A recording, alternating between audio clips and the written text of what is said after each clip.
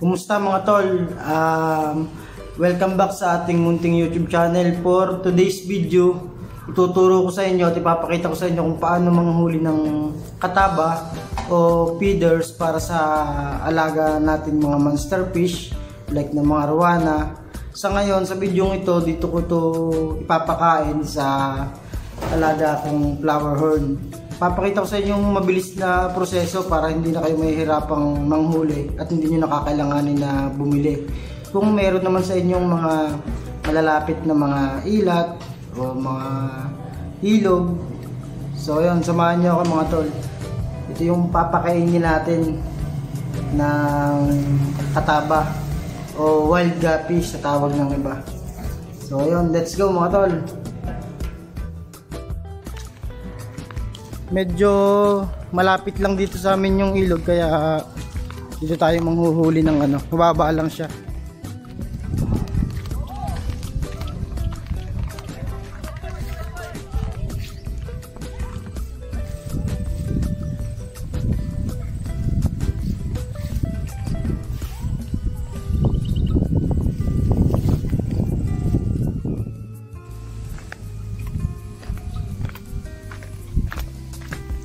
So ayun, nandito na tayo mga tol.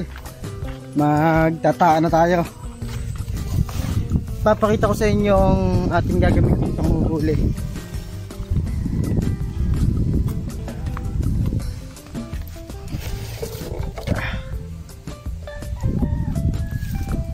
Ito siya, gawa ko lang siya. Para siyang bangon or bubo sa tawag ng iba. Ayan. Hindi ko na pinakita sa inyo yung paggawa, basic lang naman kasi ito. Kukuhanin mo lang yung ulo nung isa, tapos ipapasok mo naman dito sa kabila, tapos sa ilalim yan. Lagyan lang natin ito ng kahit anong pagkain. Hindi naman natin kailangan humuli ngayon ng marami dahil isang flower lang yung papakainin natin.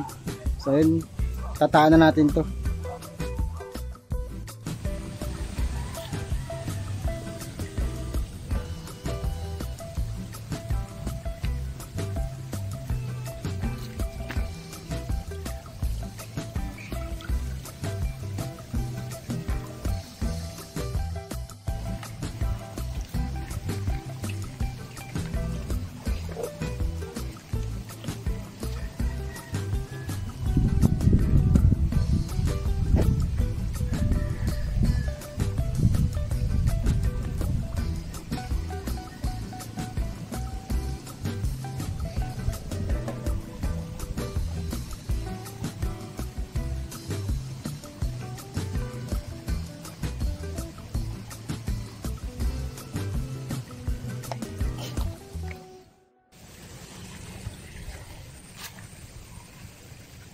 Yan, ganyan lang siya. Ganyan lang siyang kadaling itaan. Eh dahil nga maraming dito, mga kataba, yan kung papansin nyo. Yan. Kahit hindi na kayo magpain yan, siguradong may papasok at papasok dyan. Yan dahil mapasok.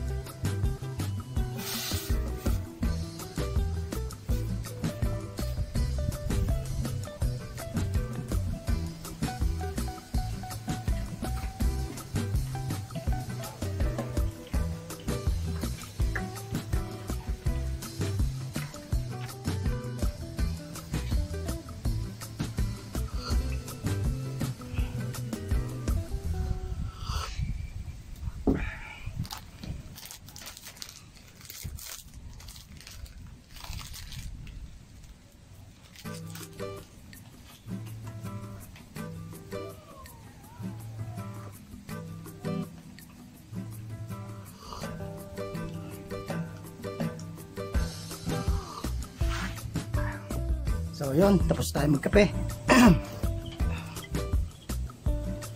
Pandawin na natin. Halos ilang minuto pa lang. Mga 10 minutes lang siguro to na nakaano. 10 to 20, mga 20 siguro. 20 minutes kasi ano pa tayo ng kape. Nag-init pa tayo ng tubig. Ayan. Prepare na natin itong ating paglalagyan.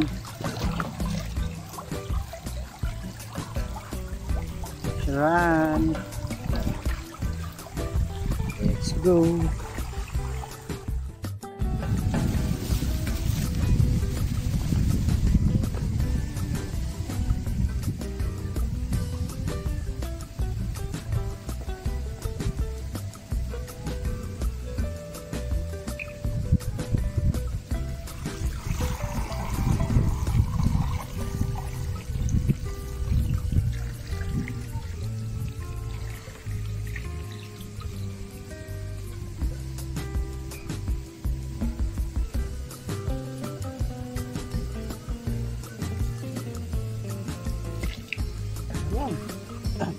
Ganun lang kabilis. Dami. Okay na.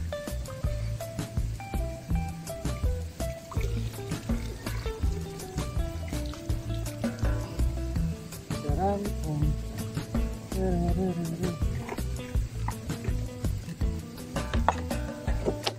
natin yan.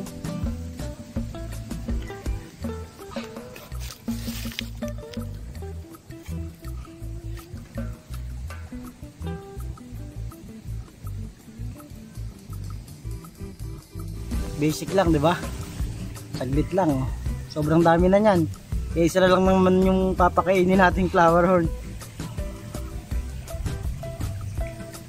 So ayun, tara na. Uwi na. Papakainin natin sa flower horn.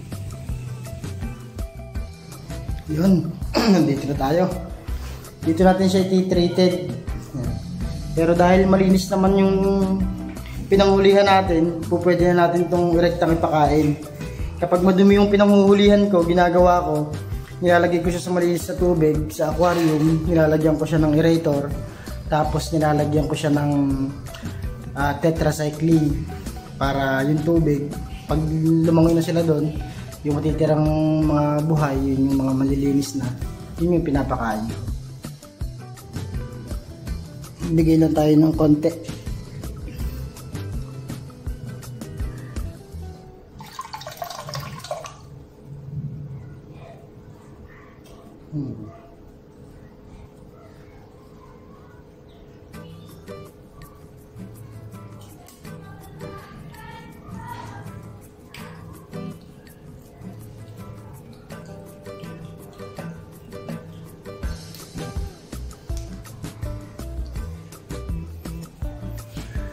Tapos itong tira, lagay lang natin dito. Lagyan natin ng aerator yan. Dami. Saglit lang yun. Saglit lang. Salamat sa panonood, tsaka God bless sa ating lahat. Happy fish keeping. Kung di po kakalimutan mag-subscribe kung bago pa lang po kayo sa channel ko, Tolls TV. Para po lagi po kayong updated sa mga i-upload kong video. Sa mga dadaang araw ay magsusunod-sunod na po ako ng i-upload ko. Medyo na busy lang po ng mga nagdaan kaya hindi ako nakapag-upload. Ngayon po ay palagi na po tayo makakapag-upload.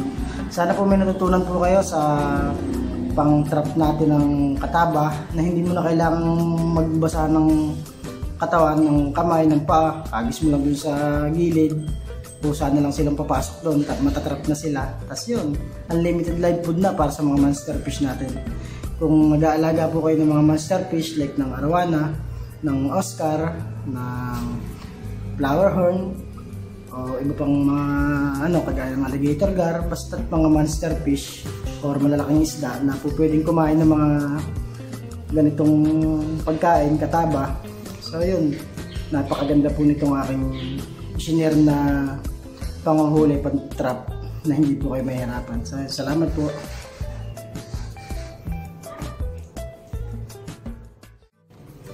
Kumusta mga tol?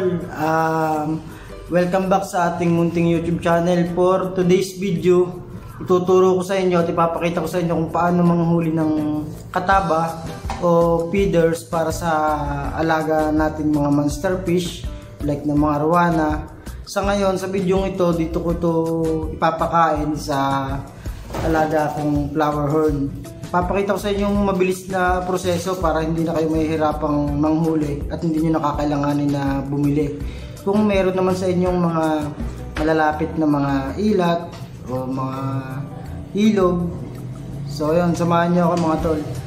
Ito yung papakainin natin ng kataba o wild guppy sa tawag ng iba. So yun, let's go mga tol.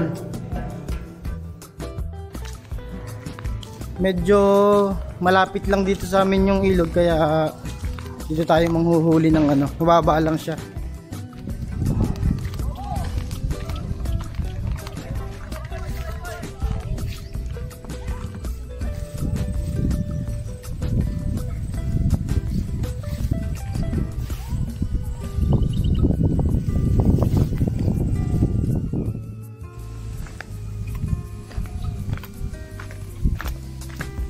So ayun, nandito na tayo mga tol. Magtataan na tayo. Papakita ko sa inyo ang ating gagamitin pang huhuli.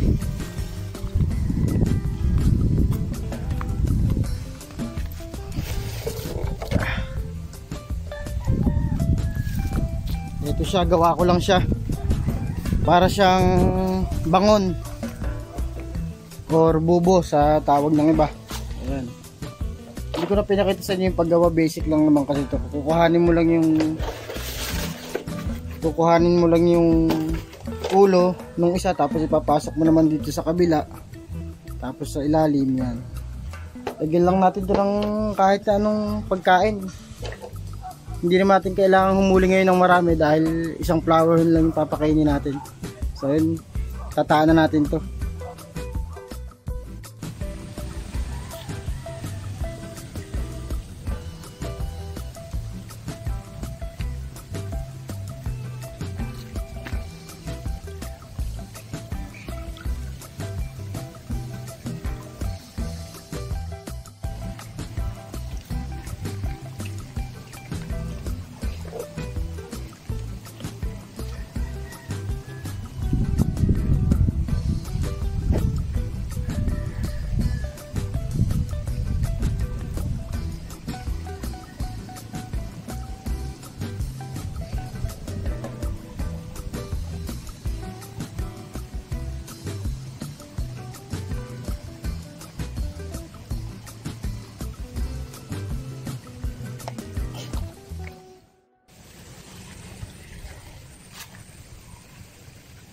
Yan, ganyan lang siya. Ganyan lang siyang kadaling itaan. Eh dahil nga maraming dito, mga kataba, yan kung papansin nyo. Yan. Kahit hindi na kayo magpain yan, siguradong may papasok at papasok dyan. Yan dahil mapasok.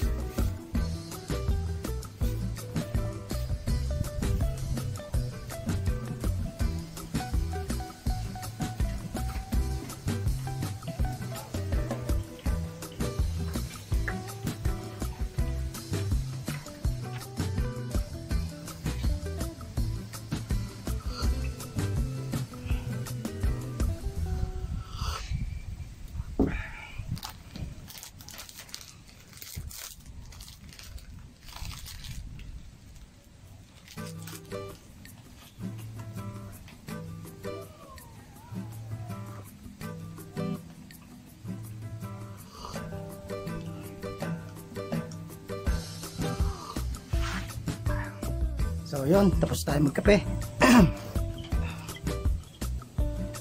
Pandawin na natin. Halos ilang minuto pa lang. Mga 10 minutes lang siguro to na nakaano.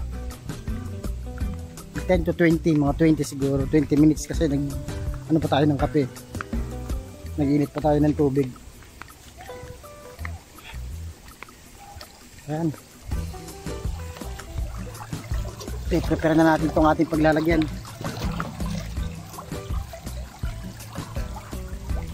Run.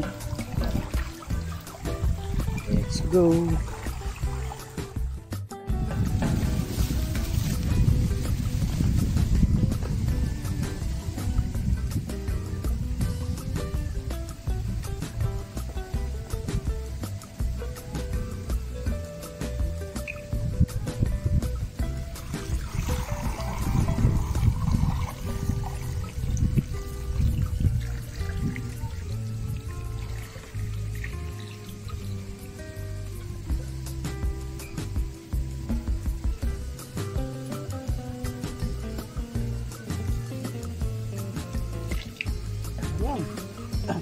Ganun lang kabilis. Dami. Okay na.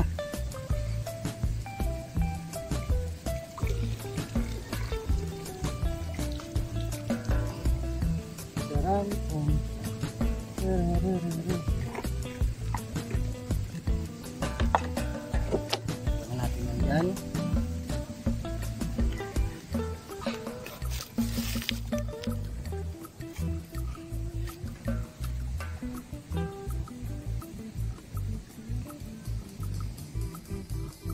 Basic lang, di ba? Saglit lang. Sobrang dami na niyan.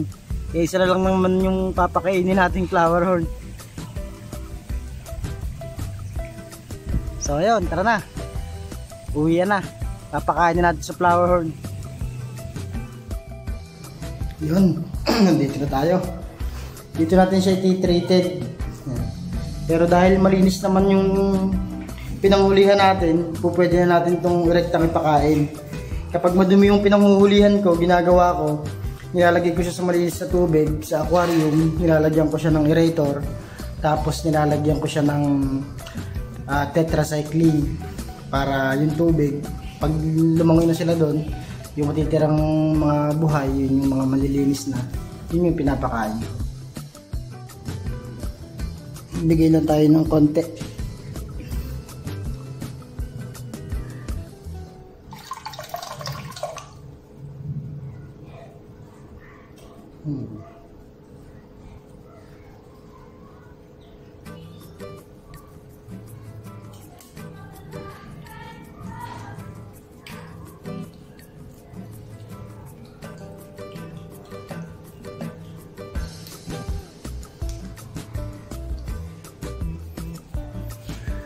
Tapos tira, lagay lang natin dito.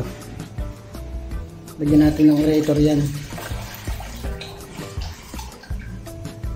Dami. Saglit lang yun. Saglit lang. Salamat sa panonood, tsaka God bless sa ating lahat. Happy fish keeping. Kung di po kakalimutan mag-subscribe kung bago pa lang po kayo sa channel ko, Tolls TV. Para po lagi po kayong updated sa mga i-upload kong video. Sa mga dadaang araw ay magsusunod-sunod na po ako ng i-upload ko. Medyo na busy lang po ng mga nagdaan kaya hindi ako nakapag-upload. Ngayon po ay palagi na po tayo nakapag-upload. Sana po may natutunan po kayo sa pang trap natin ng kataba na hindi mo na kailangang magbasa ng katawan, ng kamay, ng paa. Agis mo lang dun sa gilid. Pusa na lang silang papasok doon at matatrap na sila. Tapos yun, unlimited live food na para sa mga monster fish natin. Kung mag-aalaga po kayo ng mga monster fish like ng arowana, ng Oscar, ng flower horn, o iba pang mga kagaya ng alligator gar, basta mga monster fish or malalaking isda na po pwedeng kumain ng mga ganitong pagkain, kataba.